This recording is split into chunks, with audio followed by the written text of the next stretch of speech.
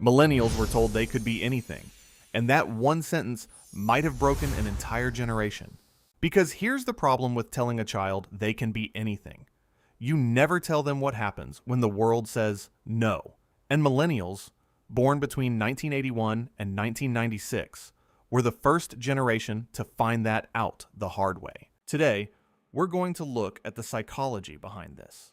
Not to blame, not to defend, but to actually understand why millennials think the way they do, feel the way they do, and why they struggle with the things they struggle with. Let's get into it. If you've spent any time on the internet, you've probably heard this one. Millennials got participation trophies. They were coddled. They were told they were special. And now they can't handle the real world. It's a popular narrative, but psychologically, it's only half the story. Yes, many millennials were raised with what psychologists call an inflated sense of self-worth. Their boomer parents, who themselves were raised in emotionally cold, strict households, overcorrected. They wanted their kids to feel loved, validated, capable, and so they praised everything. They rewarded effort instead of results. They padded the edges. And you know what? That came from a good place. But here's where it gets psychologically interesting.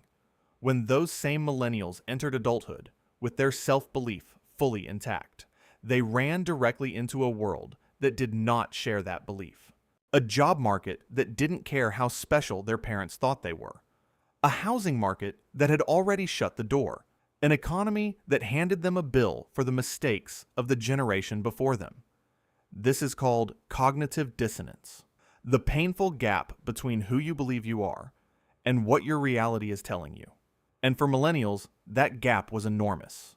So when people say millennials are entitled, they're not entirely wrong, but they're missing the why. This wasn't a character flaw. It was a psychological setup, a collision between a childhood built on boundless possibility and an adulthood built on closed doors. And that collision left a mark. Let's talk about anxiety. Because if there's one thing that defines the millennial psychological experience more than anything else, it's this. Millennials are the most anxious generation ever studied. And I don't mean that as an insult. I mean it as a psychological fact. And one that makes complete sense when you look at what they lived through. Think about the timeline. The oldest millennials were in high school when 9/11 happened. They came of age in a world that was suddenly, violently unpredictable. Then, as they entered the workforce, the 2008 financial crash wiped out the economy. Overnight, jobs disappeared. Degrees became worthless. People lost homes. And these weren't background events. These were the backdrop of their entire transition into adulthood. Here's what psychology tells us about chronic unpredictability. It creates hypervigilance. When your brain can't predict what comes next, when effort and outcome feel disconnected, your nervous system goes into a permanent state of alert. You're always scanning for threats, always preparing for the worst, always waiting for the floor to fall out. Millennials didn't choose anxiety. The world trained it into them. And then there's learned helplessness, a concept developed by psychologist Martin Seligman. His research showed that when people repeatedly experience situations where their actions have no effect on the outcome, they stop trying. Not because they're lazy, because their brain has learned that effort doesn't matter. Sound familiar? A generation that was told to work hard and follow the rules, who did exactly that, and still couldn't afford a house, couldn't pay off their loans, couldn't get ahead. Of course, some of them stopped trying. Of course, some of them gave up on the traditional roadmap.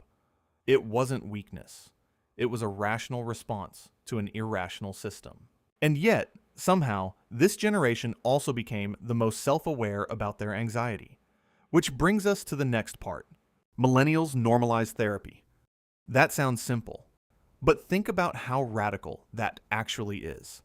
For every generation before them, going to therapy meant something was seriously wrong with you. You were broken. You were weak. You didn't talk about your problems. You pushed through them. You certainly didn't post about them on the internet. Millennials blew that up, And here's the psychological reason why. They were the first generation to be diagnosed en masse. In childhood, many of them were given names for what they were experiencing: ADD, ADHD, anxiety, depression. They went to school counselors. They had IEPs. They were told their brain worked differently and that it was okay. When you grow up being told that your internal experience has a name, a cause, and a treatment, you're far more likely to seek help as an adult. Language matters. The moment you can name what you're feeling, anxiety, burnout, trauma, attachment issues, it loses some of its power. You go from being consumed by something formless to being able to look at it, study it, address it, and solve it. This is why emotional intelligence research consistently scores millennials higher than previous generations. Not because they feel more, but because they've been given the tools to understand what they feel. Now, there's a flip side to this, and it's worth naming. Critics argue that millennials have over-pathologized normal life, that calling every uncomfortable feeling a trauma response, every bad boss a narcissist, every argument a trigger, removes accountability and turns ordinary struggles into diagnosable disorders. And there's something to that. The language of therapy is powerful, but it can also become a way of avoiding responsibility or staying in a victim narrative rather than moving through it. The healthiest version of the millennial approach to mental health holds both deep self-awareness and personal accountability. The two are not mutually exclusive. Here's one of the most common criticisms of millennials. Why won't they just grow up? They're living with their parents longer, getting married later, having children later, or not at all, buying homes later, basically doing everything that previous generations consider adult milestones at a much slower pace. And the instinct is to call it laziness, or fear, or immaturity. But developmental psychology has a different word for it: adaptation. In the early 2000s, psychologist Jeffrey Arnett coined the term emerging adulthood. He noticed that a new life stage had appeared, a period between adolescence and full adulthood, roughly ages 18 to 29, where people explore identity, delay commitment, and resist permanent roles. It wasn't regression. It was a response to a world where the old path, school, job, marriage, house, kids, no longer worked for everyone. And millennials didn't create this stage. They revealed that it had always existed, and that modern economic and social conditions had made it both necessary and possible. When a house costs 10 times your annual salary, you don't buy a house at 25. Not because you don't want to, because you can't. When your student loans take decades to pay off, you don't start a family at 28. You survive. Delayed adulthood isn't a personality flaw. It's an economic reality that got blamed on a generation.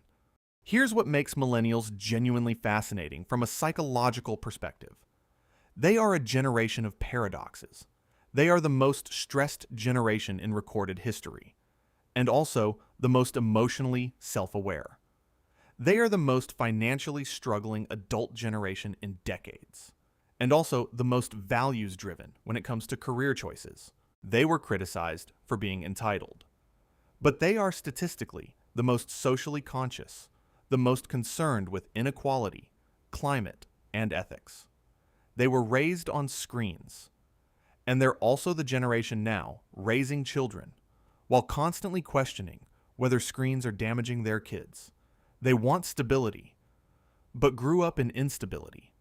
They value authenticity, but came of age just as social media made everything performative. These contradictions aren't hypocrisy. They're the psychological residue of a generation caught between two worlds, the analog past and the digital future, with no map and no guide. They had to figure it out in real time, publicly, on the internet, for everyone to see. So, are millennials broken? No. They're a generation that was given enormous expectations and inadequate tools. They were promised a world that didn't materialize. They absorbed the consequences of decisions they didn't make. and they've spent their entire adult lives trying to reconcile all of that, while being mocked for struggling. But here's the thing about millennials that I think gets missed. They're also the generation that started saying, "This isn't working." Not just for me, for all of us. The generation that began questioning the systems instead of blindly following them. A generation that said burnout is real. That said mental health matters. That said the old roadmap was built for a world that no longer exists. Maybe that's not weakness. Maybe that's exactly what growth looks like. If this made you think about your own generation differently, let me know in the comments. And if you want to know the psychology of people who don't see eye to eye with their parents, click here.